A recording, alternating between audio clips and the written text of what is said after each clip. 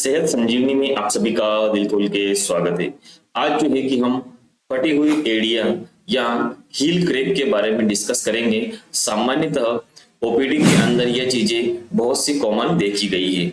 ठीक है, इस डिजीज के काफी पेशेंट जो है कि आपको फील्ड में या ओपीडी में देखने को मिलेंगे।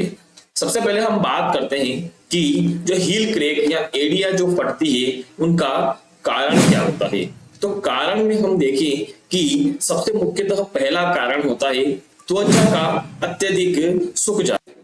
और जो त्वचा होती है वो सबसे ज्यादा किसके अंदर ड्राई होती है? सर्दी के मौसम में जो है कि त्वचा सबसे ज्यादा ड्राई होती है। ठीक है, दूसरा जो मुख्य कारण होता है वो होता है बार बार नंगे पैर घूमना। जब इंसान बार बार नंगे पैर घूमेगा तो सूखेपन एवं गंदगी के कारण उसकी एड़ियां फट सकती है। ठीक है, उसके हील क्रैक हो सकते हैं।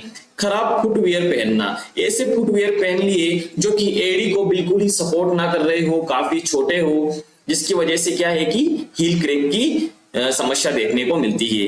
ठीक है, और चौथा जो मुख्य कारण है वो उम्र बढ़ना। जैसे जैसे उम्र बढ़ती है वैसे ही स्किन के अंदर इलास्टिसिटी और स्किन पतली होती जाती है। इलास्टिसिटी के कम होने के साथ साथ स्किन का पतला होना, जिसकी वजह से क्या होता है हील क्रैक देखने को मिलता है। ठीक है, पांचवा और लास्ट मुख्य कारक है कि न्यूट्रिशनल डेफिशिएंसी। जब बॉडी के अंदर vitamin A and vitamin E की कमी होती है तो क्या होता है, इसकी वजह से, इसकी कमी की वजह से स्किन को रिपेयर करने की क्षमता डिक्रीज होने लगती है। Vitamin A and vitamin E जो होते हैं वो हमारे स्किन को ग्रो करने के लिए, स्किन को रिपेयर करने के लिए इंपोर्टेड विटामिन या न्यूट्रिशन होते हैं। और यदि बॉडी में इनकी कमी हो जाए तो इसकी वजह से अपन को सामान्यतः हील क्रैक की समस्या का सामना करना पड़ता है। ठीक है, ये तो हो गया इसके कोज और कारण के बारे में कि किस किस वजह से जो है कि हील क्रैक देखने को मिलता है। अब हम बात करेंगे इसका ट्रीटमेंट क्या है, कैसे जब इस प्रकार का पेशेंट अपने पास ओपीडी में आता है तो हम इसे कैसे ट्रीट करेंगे। देखिएगा, सबसे पहले ट्रीटमेंट के अंदर देखिएगा कि हम जो है कि पेशेंट को हील रिपेयर क्रीम देंगे। कौन सी क्रीम देंगे? हील रिपेयर क्रीम देंगे। और यह हील रिपेयर क्रीम जो होती है मार्केट में अलग अलग नाम से अवेलेबल होती है, जिसमें एक पॉपुलर होता है हील सॉफ्ट क्रीम। जो हील सॉफ्ट क्रीम होता है इसके अंदर क्या होता है, इसके अंदर 10% यूरिया होता है, 10% यूरिया होता है एंड लैक्टिक एसिड जो है कि इसके साथ में प्रेजेंट होता है। कौन सा एसिड? लैक्टिक एसिड जो है कि इसके साथ में प्रेजेंट होता है।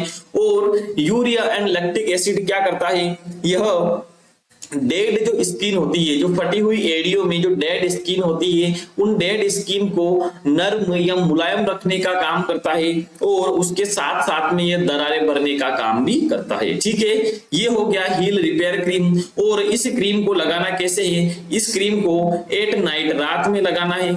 ठीक है, मोटी परत के साथ में इसको रात में लगाना होता है। क्लियर है? उसके साथ में दूसरी जो क्रीम होती है उसके बारे में बात करेंगे हम, म्यूपिरोसिन क्रीम या म्यूपिरोसिन ऑइंटमेंट।